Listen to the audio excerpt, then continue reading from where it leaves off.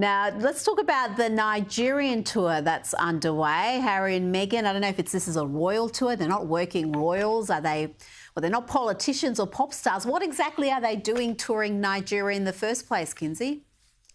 Allegedly, they're courting Nigeria for a future Invictus Games, but it's just all a bunch of PR.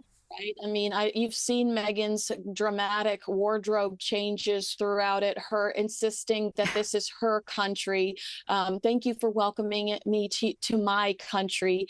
Now, 43% of Nigerians are living below the poverty level. Another 25 are vulnerable to falling in that category. There are horrible stories that come out of Nigeria about, the mutilation of little girls, child brides, and abusive child labor. So they don't care about Harry and Meghan. They don't care what Meghan Markle's wearing or that she's wearing the jewelry of her deceased mother-in-law. They just don't want to be forced to marry the Harry next door neighbor at the age of 12. So it just shows you the complete lack of self-awareness that Harry and Meghan have.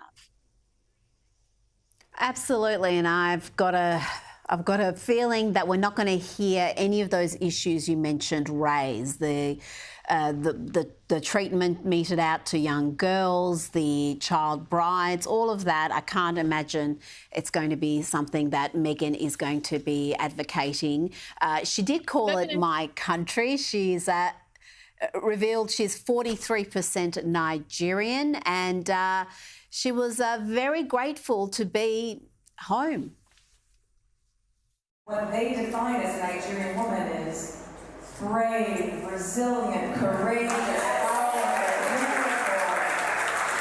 and every single moment that I hear anyone so far talk about what it means to be a Nigerian woman, it is the most flattering thing to be in that company, to be in your company. So, yes, it's been really eye-opening and humbling to be able to know more about my heritage and to be able to know this is just the beginning of that discovery. There you go, Kinsey. She's brave and resilient and all those wonderful qualities, but not everyone is happy that Harry and Meghan are in town. Look, Nigerians are dying. Everybody is frustrated over economic hardship, and Prince Harry is coming all the way from British Dynasty to visit Nigeria. See, let me tell you, if you seek my own opinion and other people's opinion, in fact, conduct opinion poll is a wasting of resources. To me, it's not a welcome idea. That's the truth. You mentioned Meghan's fashion choices. She's drawn some criticism for the frequent outfit changes and some of the fashion statements. Is she trying to, I don't know, have her Diana fantasy with this tour? Because we've heard from her childhood friends that she was a fan. Well, yeah, and I just want to stress, Thomas Markle said he was surprised to find out that Meghan Markle was 43% Nigerian and said she's 100% Californian. And there are still a lot of people that remember when Meghan's Hollywood headshot said that she was 100% Caucasian as well. So you do you, girl, whatever. I do think that she is trying to look like a royal again. I think that the ultimate objective is to win that respect back that they've lost and they've become a joke in not only the United States, but in the UK. I imagine it's similar in Australia. And so they need the glitz, the glam, these photos that remind people of why they fell in love with them in the first place. But unfortunately, they've fallen too far. We're not going to forget about their behavior to their employees and the dying Queen Elizabeth and Prince Philip. I think that people have made up their minds about them. Oh, indeed. But Meghan was eager to praise her husband for being smart after he spoke to Nigerian school children about mental health and how it's okay to have a bad day. I've got to say, though, Kinsey, this is all a bit too much. It's a bit too rich because you mentioned some of the challenges in this country. They're real challenges. Here you've got this pampered prince telling kids who have got all sorts of issues he could never even fathom, and he's telling them about hardship. Right. And my favorite part is when she gets up, she grabs the mic and she says, "Do you see why I married him?" And everybody cheers. And then she says, "It's so inspiring because he speaks the truth." Rita, he would not know the truth if it bit him on his frostbitten todger.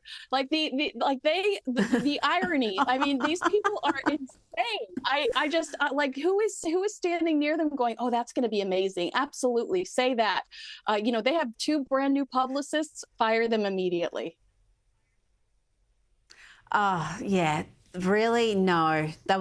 You created all sorts of imagery there, Kinsey. That's disturbing. So let's move on to something else. There's a concerning trend on social media of celebrities being named and shamed for not being sufficiently anti-Israel. There's lists going around, obviously, targets like Gal Gadot, who's Wonder Woman, who's Israeli, so obviously she's in the bad books. But a surprising number of celebrities are on this list, like Billie Eilish, who have made pro-Palestinian statements in the past or statements calling for a ceasefire, but to the activists, their statements aren't strong enough. Their condemnation, their boycotts aren't strong enough. Who else is on this list? Yeah, I mean, you just saw Selena Gomez and Taylor Swift. Selena Gomez has absolutely gotten in trouble for some of her comments about Palestine. But I think that these are people that have all of this time to raise hell because they are unemployed. If they had jobs and had to pay real bills, they wouldn't have time to riot with George Soros's Hollywood Extras program. And for most celebrities, that status as a celebrity requires them to do jobs like tour, film, movies, TV shows, audition, and be productive-ish members of society. And so, no, Taylor Swift is not going to stop in the middle of her Eras tour and complain about what's going on in Gaza because she knows that she's got a job to do. And honestly, she might alienate a significant amount of her audience if she does that. So this just feels like people that are bored. If you ask me, celebrities are too outspoken on political issues. I'd rather hear less from them, not more.